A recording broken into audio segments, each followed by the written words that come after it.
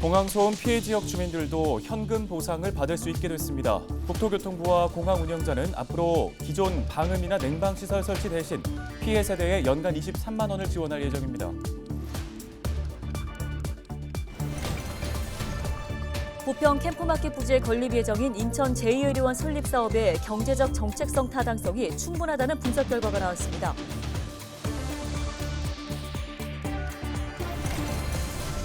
산림청 통계를 보면 최근 5년간 발생한 산불 피해 면적이 그 이전 발생한 5년보다 6배 가까이 늘어난 것으로 나타났습니다. 산불 발생 건수도 크게 늘었는데요. 대책 마련이 시급해 보입니다. 동두천시가 60, 70년대 지어져 흉물로 남아있던 옛 성병관리소 건물을 매입했습니다. 아픈 역사를 기억하는 건물로 보존해 지역 개발에 활용할 계획입니다.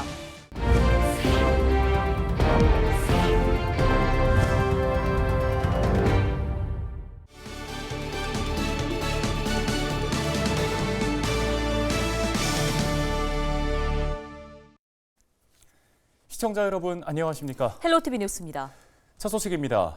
공항 소음 피해 지역 주민들도 현금 보상을 받을 수 있게 됐습니다. 국토교통부와 공항 운영자는 기존 방음이나 냉방시설 설치 대신 피해 세대에 연간 23만 원을 지원할 예정인데요. 냉방시설을 지원받지 못했거나 지원받은 지 10년이 지난 주민은 가족 수만큼 10만 원을 추가 지원받게 됩니다.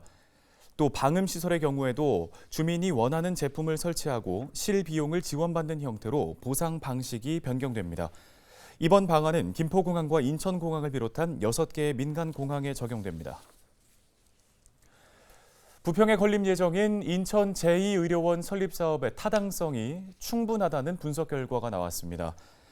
인천시는 최근 용역을 통해 부평구 산곡동 캠프마켓 A구역 4만 제곱미터 부지에 500병상 규모의 제2의료원을 건립하는 안을 검토했는데요. 그 결과 해당 안의 경제적 타당성은 1.22 수준을 넘어선 것으로 나타났습니다. 인천시는 400병상 규모 설립안도 함께 검토했지만 이 경우에도 경제적 타당성은 1.2를 넘었다고 밝혔는데요. 또 인천시는 고용 효과나 의료비 절감 효과 측면에서도 제2의료원 설립의 정책적 타당성이 충분하다고 밝혔습니다. 다음 소식입니다. 봄철 건조한 날씨로 산불에 대한 걱정이 늘고 있습니다. 산림청의 통계를 살펴보면 최근 5년간 발생한 산불 피해의 면적이 그 이전 5년간 발생한 것보다 6배 가까이 는 것으로 나타났는데요. 네, 산불 발생 건수도 크게 늘었습니다. 대책 마련이 시급합니다. 이관성 기자가 전해드립니다. 지난 2012년부터 2016년까지 5년 동안 전국에서 산불로 타버린 면적은 모두 1,500여 헥타르. 많게는 한 해 500헥타르가 넘는 산지가 불에 탔습니다. 그런데 2017년부터 산불 피해 면적이 크게 늘었습니다. 2017년 한 해 1,500헥타르 가까운 산지가 불에 타더니 2019년과 2020년에는 3,000헥타르 안팎의 산불 피해가 발생했습니다. 최근 5년간 발생한 산불 피해 면적이 그 이전 5년간 발생한 산불 피해 면적의 6배 이르는 겁니다. 같은 시기 발생한 산불도 크게 늘었습니다. 2017년부터 2021년까지 발생한 산불 건수는 2,800여 건, 2012년부터 2016년까지 발생한 이 산불 건수보다 30% 가까이 많습니다. 산불 발생 원인을 볼까요? 지난 10년 동안 발생한 산불 원인 중에는 입산자 실화와 논밭두렁, 또 쓰레기 소각 등 행위가 61%에 이릅니다. 담뱃불과 주택 화재로 인한 산불도 10%에 이르는데요. 산불 대부분 사람들이 조심하지 않아 발생한 것입니다. 하지만 원인별 대책 마련까지는 아직 미흡한 상황입니다. 산림과 인접한 곳에 건축물을 건축하는 경우에는 그 건축물에 대해서 매화 정도를 높인다든지 살수 장치를 한다든지 하는 방식을 통해 가지고 건축물에서 화재가 발생을 하더라도 산림으로 옮겨붙지 않도록 입산 통제와 과태료 인상이 필요하다는 여론도 있습니다. 지난 2020년 문화체육관광부와 산림청이 실시한 산불 방지 국민의식 조사를 보면 응답자들 중 39.7%가 현행보다 10% 이상 입산을 통제해야 한다고 답했고 76.3%가 현행 10만 원 이하인 과태료를 그보다 높여야 한다고 답했습니다. 실화 방지 대책을 묻는 질문에는 등산객의 인화물질 검사를 강화해야 한다는 의견이 있었고 또 CCTV 설치와 등산 문화 개선 홍보가 더 필요하다는 의견도 뒤따랐습니다. 기후변화 위기로 건조한 날씨와 산불은 늘고 있습니다. 하지만 정부와 산림당국, 지자체의 산불 대응은 기후변화 위기 이전과 크게 다르지 않습니다. 헬로티비 뉴스 이관서입니다. 지난 2019년 헬로티비 뉴스에서는 동두천의 6, 70년대에 지어진 옛 성병관리소가 흉물로 방치돼 있다는 소식을 전해드린 바 있습니다. 네, 이 건물 한 사학재단의 소유였는데요. 오랜 협의 끝에 동두천시가 매입하기로 했습니다. 김소영 기자가 취재했습니다. 몽키하우스의 정확한 명칭은 성낙검자 수용소입니다. 1960년대 미군이 성병 관리를 요구하면서 국가 주도로 만들어진 곳입니다. 명목은 성병에 대한 국가복지였지만 강압적인 치료와 감금이 이루어졌고 이는 70년대까지도 계속됐습니다. 이 지역 주민들은 이곳이 마치 감옥과도 같았다고 기억합니다. 이 철장 이제 왜냐하면 환자들을 이제 감금하는 장소였어요. 여성들이 이제 병 걸려가지고 그래가지고 그러다 보니까 거기에서 이제 탈출하려고 막 그러고서 막 떨어지는 것도 보고 그랬어요, 옛날에. 하지만 여전히 이곳은 주민들 사이에서 잊어버리고 싶은 가슴 아픈 상처입니다. 4년이 지나 다시 찾아온 이곳은 깨진 창문과 녹이 쓴 쇠창살, 곳곳에 버려진 쓰레기들, 여전히 그 시절 기억을 담은 채 그 모습 그대로 있습니다. 올해로 지어진 지 50여 년, 몽키하우스는 영화 촬영지로 흉가 체험장 등으로 활용되기도 했습니다. 존치해야 한다, 철거해야 한다 등의 의견이 나뉘었지만 결국 동두천시는 이곳을 매입해 개발하기로 결정했습니다. 옛 성병관리소를 포함한 소요산 관광지 주변을 경기 북부 어린이 박물관과 연계해 유원지 놀이시설과 산책로 등으로 개발할 계획입니다. 소요산 성병진조사 구 몽키하우스죠. 이 부지 때문에 상당히 난항을 겪었는데 이번에 매입이 잘 진행됨으로 인해서 그동안 우리가 추진해왔던 소요산 종합발전 관광 계획이 잘 진행이 될 것 같습니다. 그런데 지역 주민들은 흉물이다 아니다, 없애야 한다, 보존해야 한다로 의견이 엇갈리고 있습니다. 아픈 역사이기 때문에 지워야 한다라고 말하는 반면 아픈 역사도 기억하고 보존해야 한다는 것. 그 역사 속에서 새로운 평화의 가치나 인권의 가치를 끌어낼 수 있는 그 당당함이 우리에게 필요하지 않을까. 그런 관점에서 지금 성병관리소는 우리에게 행운으로 남아 있는 거죠. 전국에 다 지워지고 그거 하나만 남았다는 거는 어떻게 보면 동두천의 굉장히 행운이라고 생각합니다. 여기 갇힌 여성들의 모습이 마치 동물원 원숭이 같아 보인다고 해서 이름 붙여진 몽키하우스. 동두천시는 소요산 관광지 확대 개발 사업 발전 방안 및 기본계획 수립 용역을 통해 활용 방안을 고민할 예정입니다. 헬로티비 뉴스 김소영입니다. 다음 소식입니다. 정당에서 내건 현수막이 시민 안전을 위협한다는 우려가 제기되자 지자체가 대책 마련에 골머리를 앓고 있습니다. 지난해 관련 법이 개정되면서 정당의 정책을 알리는 현수막은 별도의 제한 없이 설치할 수 있게 됐지만 이후 현수막이 난립하면서 보행자의 안전을 위협한다는 민원이 늘고 있습니다. 이에 따라 인천에서는 조례 개정을 통해 현수막 게시에 대한 자체 기준을 마련하는 안을 검토하고 있습니다.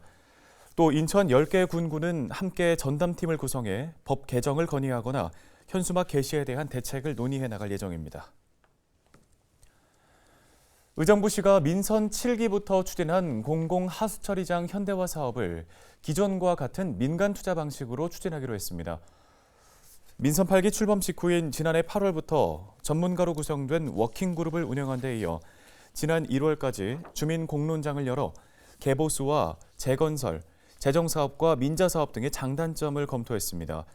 의정부시는 재건설을 통한 집적 현대화를 추진하면서 민간 투자 방식을 적용하되 공적 자금 투입 비율을 늘리겠다는 방침인데요. 사업비는 2,400억 원으로 추산되며 이 가운데 약 700억 원을 국비 등 공적 자금으로 충당할 계획이라고 밝혔습니다. 시는 현재까지 환경부 지원금 275억 원을 확보했으며 경기도로부터 91억 원을 지원받기 위해 협의하고 있습니다.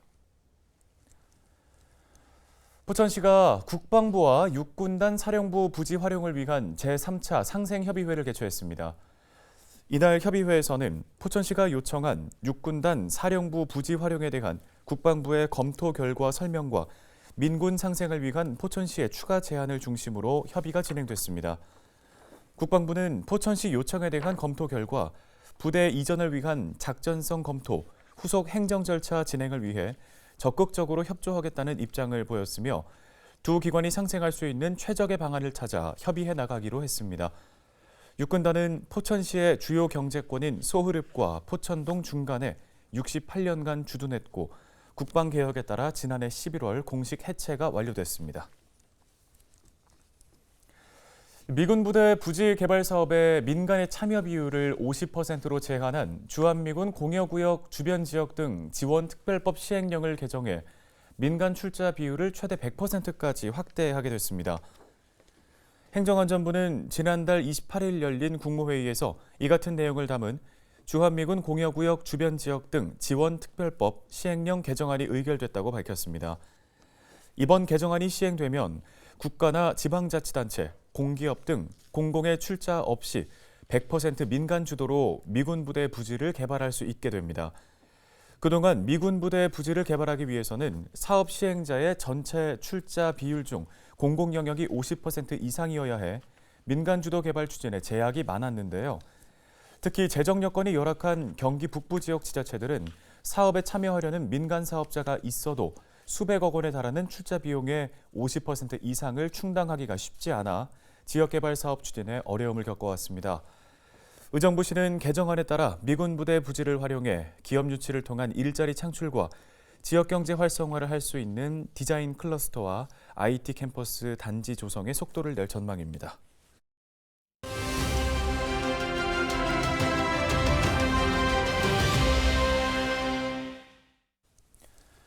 다음 소식입니다. 주차장이 부족한 상황에서 불법 주정차 단속이 잇따른다면 지역 주민들의 고충이 적지 않겠죠. 부천시 약대동 주민들과 상인들이 해법을 찾고 나섰는데요. 지역의 시의원 연결해서 지역사회의 주차장 고민을 조금 짚어보도록 하겠습니다. 네, 부천시의회 양정숙 시의원이 연결되어 있습니다. 안녕하십니까? 안녕하십니까. 부천시 약대동 중일리 3사동 더불어민주당 부천시의원 양정숙입니다.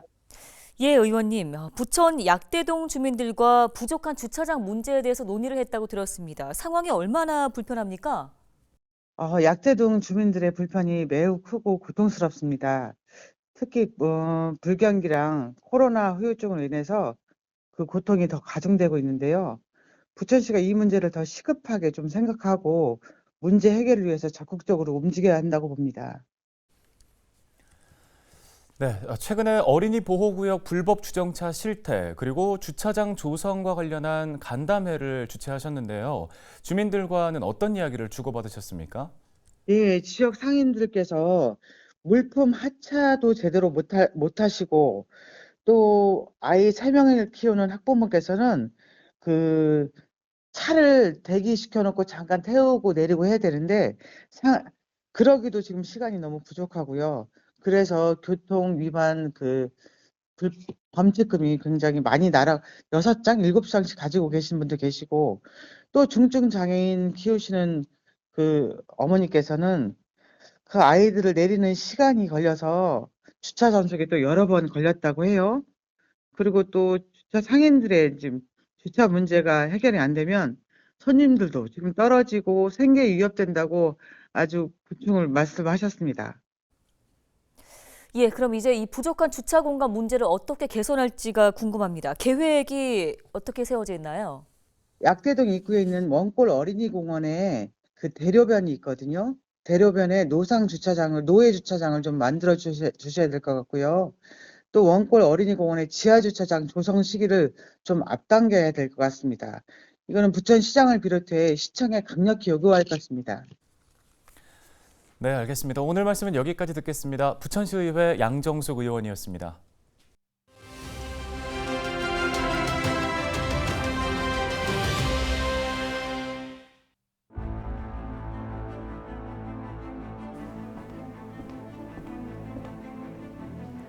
한국교육개발원이 발표한 지난해 학교폭력 실태조사 분석 보고서를 보면 학교폭력 피해를 본 학생 3명 중 1명은 피해 사실을 부모님이나 학교, 상담기관 등에 알렸지만 해결되지 않았다고 답했습니다. 10,000명 이상의 학생은 피해 사실을 알려도 언어폭력 피해에서 벗어나지 못한 셈입니다. 학교급이 올라갈수록 피해 사실을 알리는 경향이 강했습니다. 하지만 실제 도움받았다는 정도는 고등학교가 가장 낮은 것으로 조사됐습니다. 국가수사본부장에 임명됐다 낙마한 정순신 변호사의 아들 학폭 논란을 계기로 정부가 학폭 근절 대책을 수립 중입니다. 피해 신고 후 조치를 실효성 있게 마련해 피해 학생을 제대로 보호해야 한다는 지적이 나옵니다.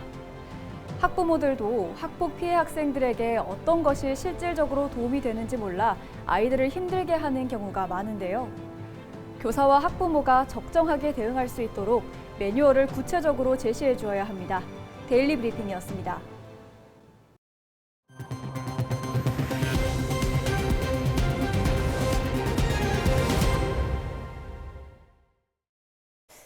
경기도청 북부청사에서 경기 북부특별자치도 미래상과 과제 도민 설명회가 개최됐습니다. 오후석 행정 2부지사와 김민철 국회의원, 이영봉, 오석규 경기도의원, 도민참여단 20명 등이 참석했는데요.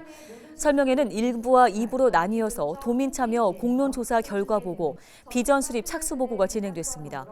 이후 수기 공론조사 결과와 관련해 질의응답 시간이 이어졌는데요. 경기도는 이번 결과를 토대로 경기 북부특별자치도 설치를 구체화하겠다는 계획입니다.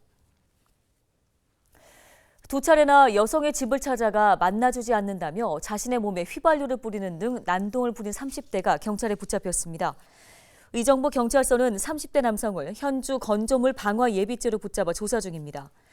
의정부 경찰서는 A씨가 지난 1일 2차례에 걸쳐 피해 여성 B씨가 사는 아파트 공동 출입문을 열고 들어가 B씨 집 앞에서 문과 자신의 몸에 휘발유를 뿌리는 등 소란을 피웠다고 밝혔습니다.